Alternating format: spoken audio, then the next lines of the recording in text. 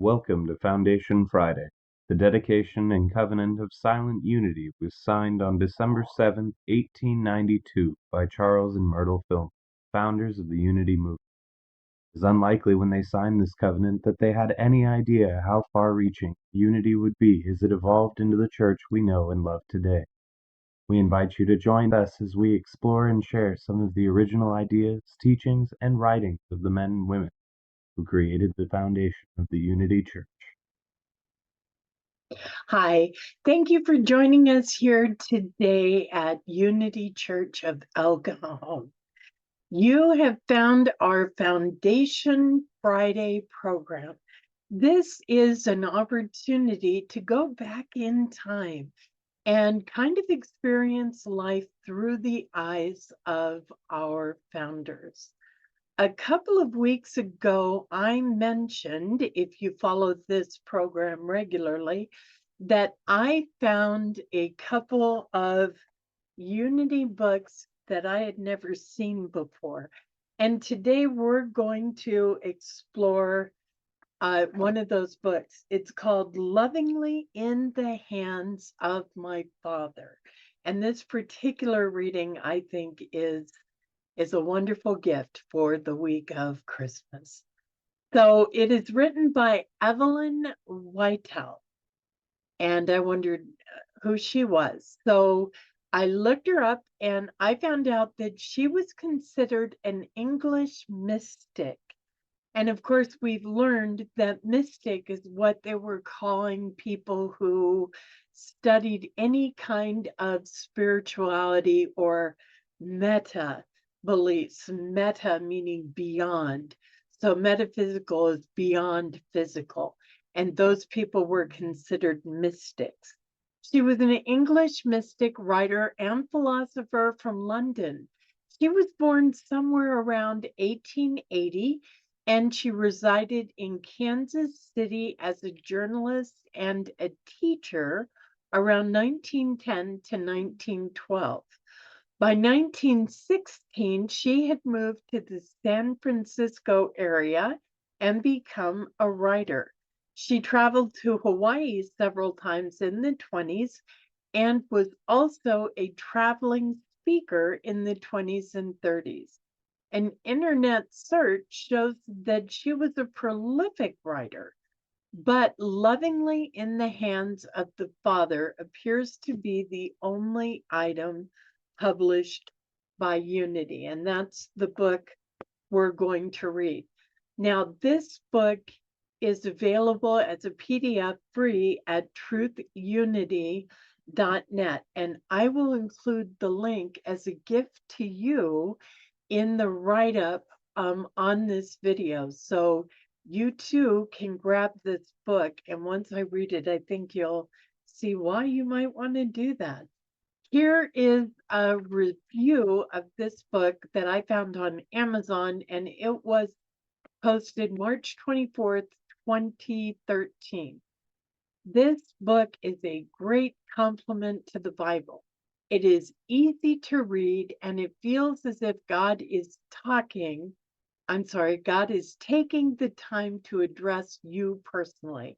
I had a lot of aha moments while reading this book and have since ordered all of the books in the Heart for God devotionals. If you buy only one devotional, I suggest this one. You will not be disappointed.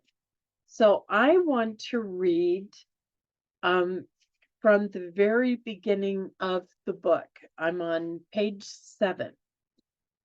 And let me share this with you. I hope you enjoy this reading.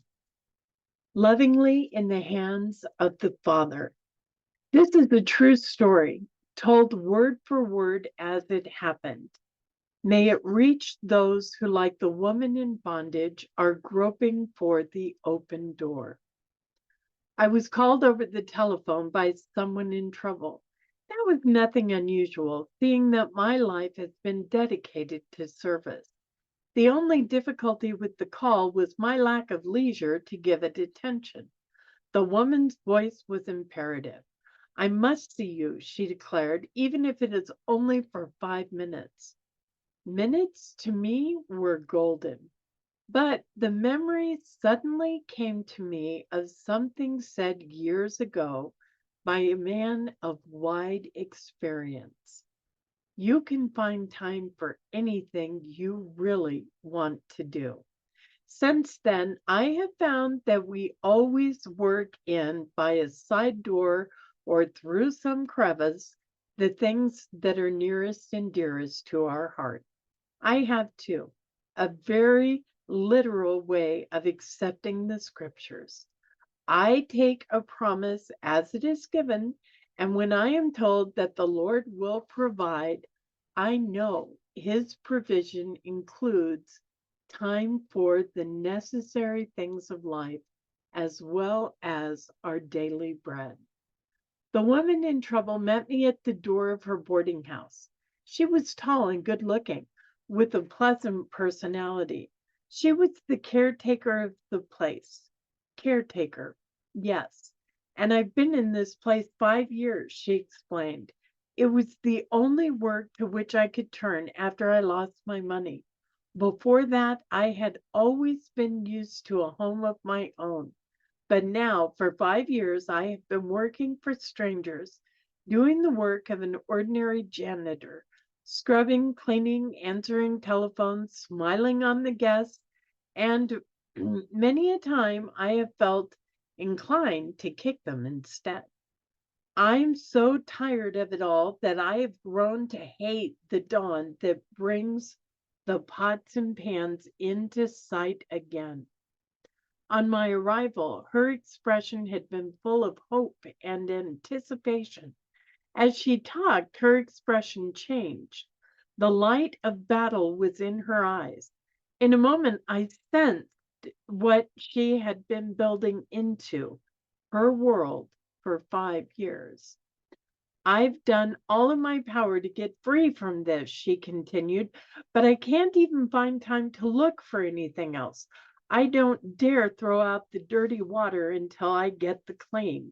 Every day I make up my mind to answer advertisements in the evening paper, but when evening comes, I'm so worn out that I care for nothing but sleep. What would you advise me to do? What do you want to do? I asked. Fortunately, she knew. The majority of discontented persons are aimless seekers without any definite goal towards which they can steer. I want to be the head of a large hotel, she replied, where I can meet people from all parts of the world, where my work will be to supervise and entertain the guests instead of having to cook and clean for them. I have studied much.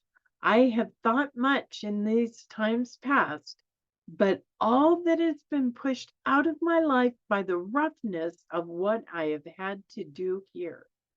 Her voice was appealing. How am I going to get this? She asked. It would have been quite easy for me to find a position such as this capable woman wanted. But I knew that unless her outlook on life became different, she would not be much better off in a better situation. When the disciple is ready, the master is ready also. She had, with her own hands, closed the door to her good by her mental outlook. True and conscientious, she had neglected none of the duties laid down as her share, but she had detested those duties while she had done them. When she had worked, she fought. One thing I knew she lacked, and that was love. You are quite right, she responded when I told her this. I have fought rather than trusted. While I have prayed to God for deliverance, I have also blamed him for not sending it. I could not think of him as a God of justice while he favored others and left me in the lurch. God never favors anyone, I tried to explain. We prosper as we walk with his law. Nothing has ever been gained by fighting. What we fight always fights back. Before we can be free, we must learn to love the place where we are and know that we are doing God's work, even if it's only washing pots and pans in a boarding house. I had with me a truth statement, one that I use constantly, one that I have never known to fail. I place myself and all of my affairs lovingly in the hands of the Father with a childlike trust. That which is for my highest good shall come to me. We repeated it together. Her face changed. The hard lines of her mouth melted into a smile. Lovingly in the hands of the Father, she repeated. Dwell on the word lovingly, I said. Okay, so that's just a taste of what this book has to offer. And even though this book was written in the 1920s, let me see if I can get the actual date, 1945, excuse me. I think it's beautifully written and it's very, very relatable. I love the affirmation of placing myself lovingly in the hands of the Father. I would say placing myself lovingly in the energy of the divine. But language has changed a little bit over the time.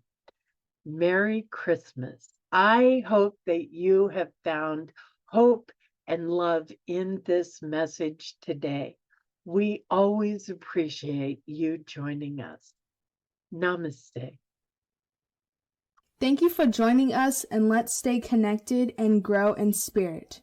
We are on Facebook. Search for Unity Church of El Cajon and follow us and like our posts. You can reach us on YouTube at Unity Church of El Cajon. Please subscribe to our channel, watch our videos, and leave comments which can help us improve. We are on the web at unityofelcajon.org. Email or call our church office to receive our weekly newsletters, which lists all of our activities and opportunities to learn and grow together.